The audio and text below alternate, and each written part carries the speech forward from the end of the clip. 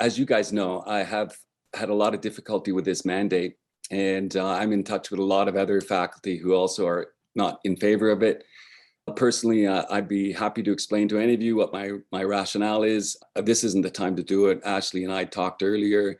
We realized that we had a lot of debate in that email trail, and I really thank all of you for jumping in and not supporting my position, but at least not attacking me. Some of my colleagues are finding their departments are very hard to work with. I'm kind of motivated to think we can make this opportunity to show how people have dialogue on really important topics. The second thing I want to say is I love you guys. I love our department. I want to stay teaching. Ashley has politely said, since I haven't directly told him my plan through his official email, that he'll wait for me to officially tell him. I've told him I don't know when I'm going to tell him. But I did want everyone to know to get ready. There's a lot of things that we can do. With Psych 100, and I know that Will and I have been working on this project, and Will could be the one who takes over for this. My hope is that I'll be able to still teach this year and next year. That might be impossible. I might need your support. The other thing I want to talk about is how hard this whole thing is on our communities. And I think the full cost analysis of the lockdown needs to be discussed. Okay, next point. My goal is to bring this up as early as possible so that Psych 100 program doesn't crash. I don't think it will, and I will support it even if I'm not here. Okay, so I have a difficult topic that I've changed my strategy on because I think it's kind of private. But I have, for the first time in 30 years, got notice from my dean that I have students complain about my teaching. First time in 30 years. I was pleased to hear that she'll be looking up and offering me the option to see anonymized list of those complaints. I think that's kind of what all faculty would expect.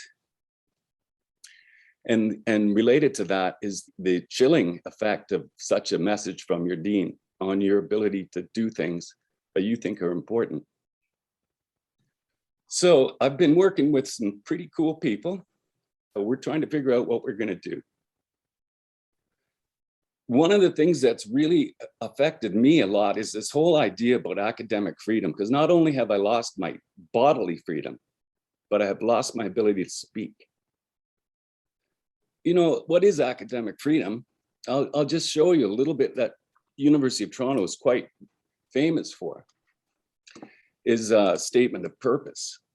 But one of the things that freedom of speech means to me is this. Most people say, Jeff, you're not being sensitive. The students are anxious and there's been a lot of fear injected into this whole scenario. I'm practicing the idea that we need to be supportive of people who are willing to get into the dunk tank. I went to Huron College and took philosophy. And Julie Panesi just made the same decision I did. She taught ethics. I've been in teaching informed consent for 30 years. And we have neither now. So that to me is a really big problem. And I don't think that's appropriate. So I'm going to just summarize it by saying, I don't think I said anything wrong. And I'd like to see what the students said. I videotape all my lectures.